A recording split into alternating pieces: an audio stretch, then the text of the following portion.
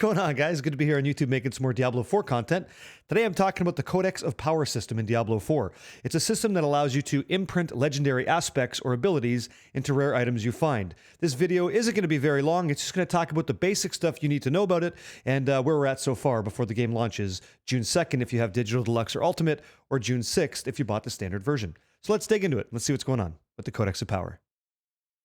So the Codex of Power, it is a list of legendary aspects that you can apply to rare items in Diablo 4. You find a nice weapon that you like. Let's say it's a wand, right? And you're Harry Potter and you're shooting bolts all over the place, right? This ability, called Aspect of Overwhelming Bolts, will allow you to shoot 2 extra projectiles, twice as nice in Sanctuary in Diablo 4, right? But it's going to cost you 5% extra mana. If you want to unlock this legendary aspect, you got to go ahead and complete the Wretched Delve in Sklazgen, which is a new area I've never seen. I didn't get to play the beta, and that's all right.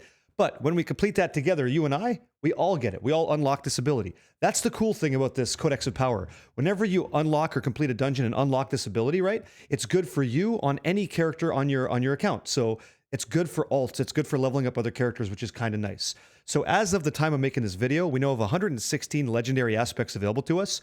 But if you notice the screenshot, it says 115. So during the live stream on December 15th with the developers, right, we've increased that number by 1. And I'll tell you how that breaks down. For all the classes, there's 15 shared legendary aspects in the Codex of Power that every class gets to use. The Barbarian gets 21, unique to its class. The Druid gets 20. The Sorceress gets 20. The Rogue gets 20. And the Necromancer has 20 as well. I want to show you this little tidbit with the Codex of Power.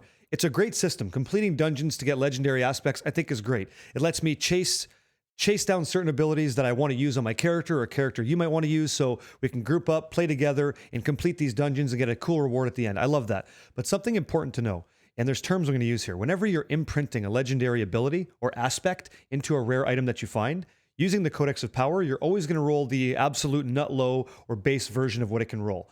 So let me talk to you about Pummeling. It's an ability from your Codex of Power that gives you 40 to 50% increased damage to stunned, knocked down, or frozen enemies. And Pummeling can be applied to a rare item, right?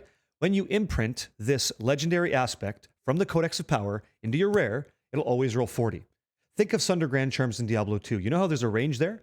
Negative 70 res that you get, or negative 90, right? The Codex of Power in this case will always give you negative 90. But RNGesus in the world, while you're slapping the crap out of demons, headbutts and, clean elbows and stuff, that's going to give you a range between negative 90 and negative 70.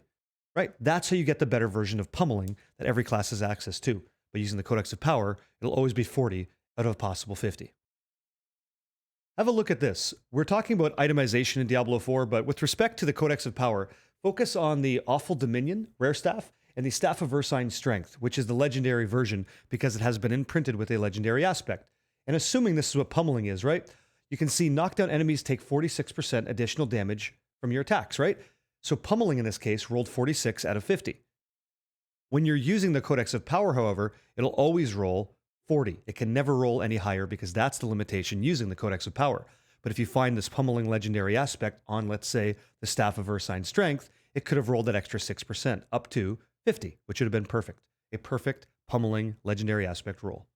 So there you go, a very brief overview, but now you understand the Codex of Power. It's not all that bad. In summary, you slap the crap out of a dungeon, you complete it successfully, congratulations, you have a brand new legendary aspect in your Codex of Power that you can apply to any rare to help you enjoy the game with the gameplay you like on the class you love. I think it's great. I think it's awesome, and I can't wait to get into a dungeon and just open up the gates and grab demons up and just beat them down with you guys.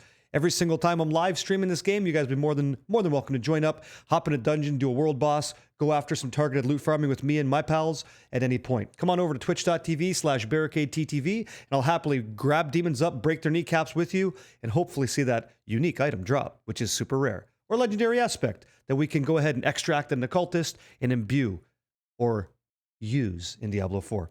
Catch you guys soon. Much love and adios. Until the next one.